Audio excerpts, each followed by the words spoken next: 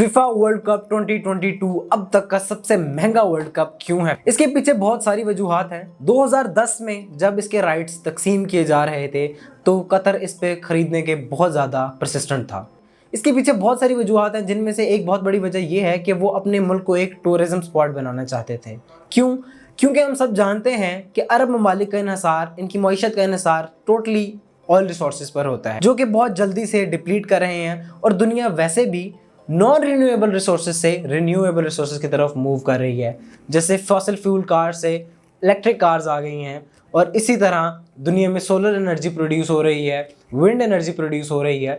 तो उनको ये चीज़ नज़र आ रही थी कि आने वाले सालों में हमारे जो आमदन का ज़रिया है वो हमें शिफ्ट करना पड़ेगा किसी और चीज़ के ऊपर।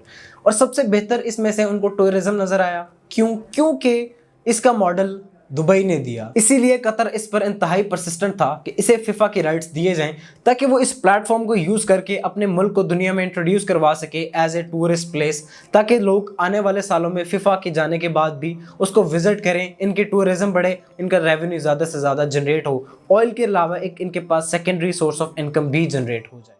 2017 में कतर के फाइनेंस मिनिस्टर ने कहा कि वो इस छोटे से मिडिल ईस्टर्न नेशन को तैयार कर रहे हैं दुनिया का सबसे बड़ा स्पोर्टिंग इवेंट होस्ट करने के लिए, जो कि फीफा है, और इसकी खातिर वो हफ्तावार $500 मिलियन से भी ज़्यादा एक्सपेंडिचर्स कर रहे हैं, जिसमें रोड्स, रेलवेज, होटल्स, प्रोजेक्ट्स और बहुत सारे स्टेडियम्स बनाए जाएंगे, जिसमें एयरपोर्ट्स भी शामिल हैं। एक बहुत बड़ा इंफ्रास्ट्रक्चर क्रिएट किया गया ताकि इसको दुनिया का सबसे बड़ा इवेंट बनाया जाए और एक बहुत बड़ी टूरिस्ट अट्रैक्शन की जगह बनाया जा सके।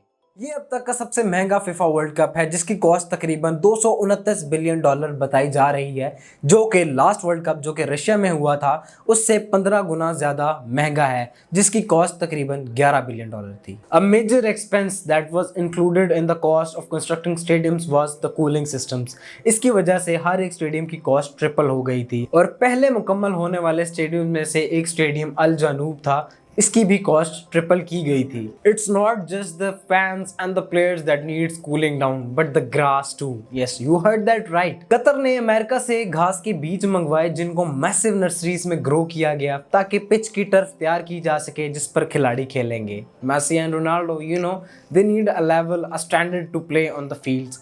उसकी खातिर उस पिच को, उस टर्फ को कूल डाउन रखने के लिए वाटर सिस्टम और कूलिंग सिस्टम्स भी अरेंज किए गए, जिसकी कॉस्ट भी बिलियंस ऑफ डॉलर्स में आई।